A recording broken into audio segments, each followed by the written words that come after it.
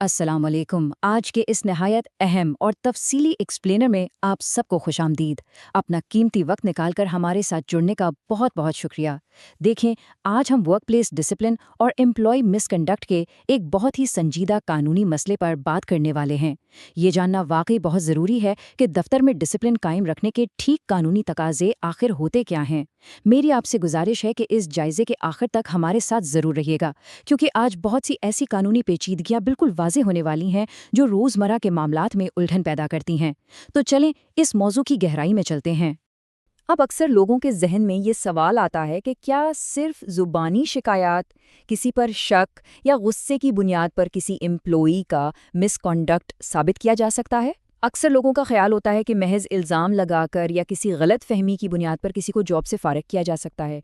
लेकिन सच तो ये है कि कानूनी तौर पर यह एक बहुत बड़ी गलत फहमी है। आपको शायद ये जानकर हैरत हो कि बेशतर डिसिप्लिनरी एक्शंस कानून की नज़र में सिर्फ इसलिए रिजेक्ट हो जाते हैं क्योंकि उनकी बुनियाद सिर्फ किसी शिकायत पर होती है, किसी ठोस सबूत पर नहीं। मिसकॉन्डक्ट साबित करने के लिए सिर्फ आपकी शिकायत काफ़ी नहीं होती। कानून स्ट्रिक्ट एविडेंस और ड्यू प्रोसेस यानी मुनसिफाना कानूनी अमल का लाजमी तकाजा करता है। तो आज हम इन 6 हिस्सों पर बात करेंगे। पहला, इल्ज़ामात के लिए ठोस सबूत की ज़रूरत। दूसरा, सबूत के 4 दर्जे। तीसरा, ड्यू प्रोसेस को मास्टर करना। चौथा, आम कानूनी गलतियां जिनसे बचना चाहिए।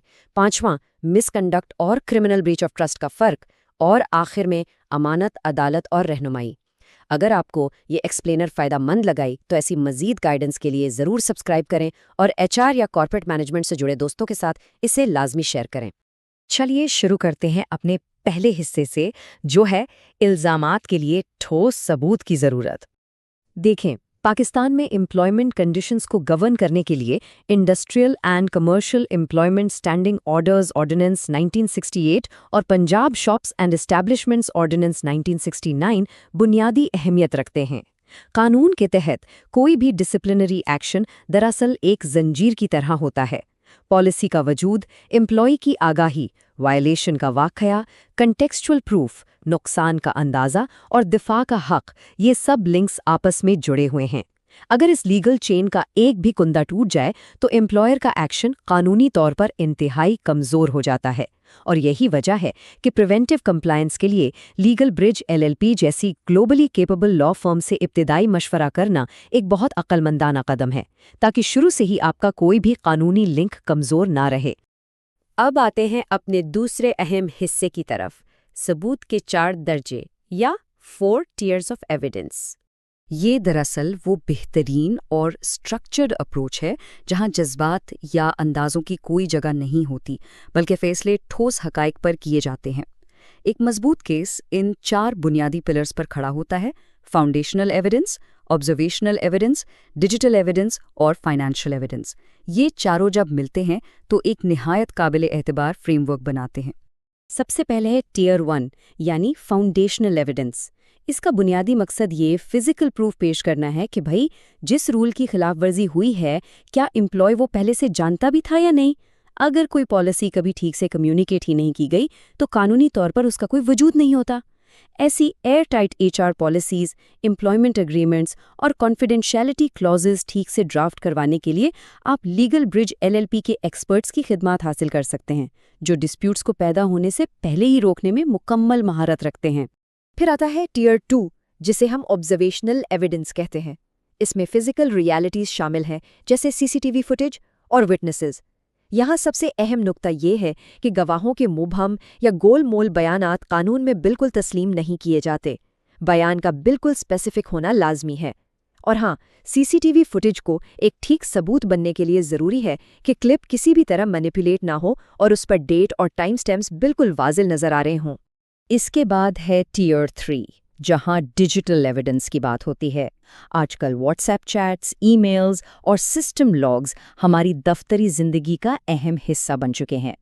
पाकिस्तान में इलेक्ट्रॉनिक ट्रांजैक्शंस ऑर्डिनेंस 2002 के तहत ओरिजिनल और अनऑल्टर्ड डिजिटल रिकॉर्ड्स को कानूनी तहफ़्फ़ुज़ हासिल है। अब क्योंकि स्क्रीनशॉट्स आसानी से एडिट हो सकते हैं, इसलिए चैट का ओरिजिनल एक्सपोर्ट और उसका मुकम्मल कॉन्टेक्स्ट प्रिजर्व करना इंतहाई लाजमी है। और चौथा दर्जा है टियर 4, जो फाइनेंशियल एविडेंस पर मबनी है। फाइनेंशियल मैटर्स में इंटरेस्टमेंट फनल को समझना लाजमी है। कैश या स्टॉक शॉर्टेज के मसले में सिर्फ ये कह देना कि पैसे गायब हैं कानूनन बिल्कुल काफ़ी नहीं। जब तक प्रॉपर ऑडिट रिपोर्ट और ऑफिशियल हैंडओवर रिकॉर्ड मौजूद ना हो जिससे ये मालूम हो कि प्रॉपर्टी डायरेक्ट किसके कंट्रोल में थी, शॉर्टेज का इल्ज़ाम ठीक से साबित ही नहीं किया जा सकता। सबूत जमा करने का फ्रेमवर्क समझने के बाद अब हम बढ़ते हैं तीसरे हिस्से की तरफ, मास्टरिंग द ड्यू प्रोसेस, यानी ठीक तरह से अमल दरामद करना। कानूनी अमल का ये रास्ता सच्ची बात है, इंतहाई अहम है। इसमें कंप्लेंट वेरीफाई होने से लेकर फॉर्मल नोटिस, फिर एम्प्लॉय के जवाब, न्यूट्रल इंक्वायरी और आखिर में फाइनल डिसीजन तक का पूरा रास्ता शामिल होता है। इस दौरान शो कॉज नोटिस का केयरफुली ड्राफ्ट होना सबसे लाजमी हिस्सा है। लीगल ब्रिज LLP जैसी तजुर्बाकार लॉ फर्म से proper formal show cause notices draft करवाना कंप्लायंस और कानूनी नुक्ते नज़र से एक बहुत शानदार इकदाम होता है ताकि आप किसी प्रोसीजरल टेक्निकलिटी में ना फंस जाएं। चलिए, प्रोसेस समझने के बाद अब उन आम कानूनी गलतियों या कॉमन पिटफॉल्स की बात करते हैं जो अक्सर जज्बाती और फौरी रिएक्शन में हो जाती हैं। दफ्तरी माहौल में एक बहुत वाज़ेह कानूनी फ़र्क होता है। महज गुस्से में फौरी एक्शन लेना एक इल्यूजन है। देखने में लगता है मसला हल हो गया, पर असल में ऐसा होता नहीं। हकीकत यह है कि कानूनी तौर पर मजबूत अमल हमेशा रिटन HR मैनुअल्स और प्रॉपर हियरिंग पर ही मबनी होता है। अक्सर एम्प्लॉयर्स चंद आम ट्रैप्स में फंस जाते हैं, मसलन बिना नोटिस के किसी को फायर कर देना, किसी को पूरे दफ्तर के सामने जलील करना या बस सुनी सुनाई व्हाट्सएप गॉसिप पर एक्शन ले लेना। यकीन करें, ये चीज़ें आगे चलकर बहुत महंगी लिटिगेशन का सबब बनती हैं। इस किस्म के कॉर्पोरेट और रेगुलेटरी मसाइल से बचने के लिए लीगल ब्रिज LLP की बेहतरीन प्रिवेंटिव लीगल एडवाइस हर बिजनेस के लिए बहुत अहम साबित हो सकती है। अब आते हैं पांचवें हिस्से पर, जो कि इंतहाई हसास है, मिसकॉन्डक्ट और क्रिमिनल ब्रीच ऑफ ट्रस्ट के दरमियान कानूनी फ़र्क। ये जानना ज़रूरी है कि कब एक इंटरनल डिसिप्लिनरी मसला फेडरल क्रिमिनल लॉ का मसला बन जाता है। क्रिमिनल ब्रीच ऑफ ट्रस्ट, या जिसे हम आम ज़बान में अमानत में ख़यानत कहते हैं, इसे पाकिस्तान पीनल कोड यानी PPC के सेक्शंस 405, 406 और 408 डील करते हैं। इसे साबित करने के लिए ये दिखाना पड़ता है कि ऑफिशियली कोई चीज़ इंट्रस्ट की गई थी, फिर बदयानती से उसे ख़बन किया गया या उसका गलत इस्तेमाल हुआ और इसकी वजह से एम्प्लॉयर को सख्त नुकसान पहुंचा। ये कोई छोटा मसला नहीं है। इस जुर्म की सज़ा 7 साल तक कैद और जुर्माना दोनों हो सकती है। देखिए, इंटरनल मिसकॉन्डक्ट और क्रिमिनल जुर्म के दरमियान एक बहुत बारीक लाइन होती है। क्रिमिनल एलिगेशन कभी भी फौरी या जज्बाती तौर पर नहीं लगाना चाहिए। ऐसे सख्त मामलात में हमेशा ये स्ट्रांगली सजेस्ट किया जाता है कि FIR या कोई भी क्रिमिनल कंप्लेंट फाइल करने से पहले लीगल ब्रिज LLP से कानूनी मुशावरत लाजमी की जाए, ताकि आपकी एविडेंस मैपिंग बिल्कुल ठीक हो और आपका केस कानूनी तौर पर एयर टाइट हो। और अब हम आते हैं अपने आखिरी हिस्से की तरफ, ट्रस्ट, जस्टिस और गाइडेंस। कानून के इस पूरे ढांचे को अगर हम गौर से देखें तो ये बुनियादी तौर पर अमानत, एविडेंस और अदल पर ही मबनी है। एक एम्प्लॉय के ड्यूटी आवर्स और ऑफिस रिसोर्सेज दरअसल उसके पास एक अमानत होते हैं। कानून शहादत ऑर्डर 1984 के तहत एविडेंस पेश करना लाजमी है, और जो मुनसिफाना तहकीकाती अमल यानी ड्यू प्रोसेस है, वो असल में अदल है, जो हमारे इस्लामी उसूलों के बिल्कुल ऐन मुताबिक है। तो इन सारी बातों का अहम तरीन नुक्ता क्या बनता है? वो ये है कि डिसिप्लिन बिल्कुल ज़रूरी है, मगर हमेशा ठोस सबूत के साथ। एक्शन भी लाजमी है, मगर ठीक ड्यू प्रोसेस के साथ। और आखिर में इदारे में एतबार होना चाहिए, मगर इंसाफ हमेशा दोनों तरफ किया जाना चाहिए। यही एक बेहतरीन वर्क स्पेस की निशानी है।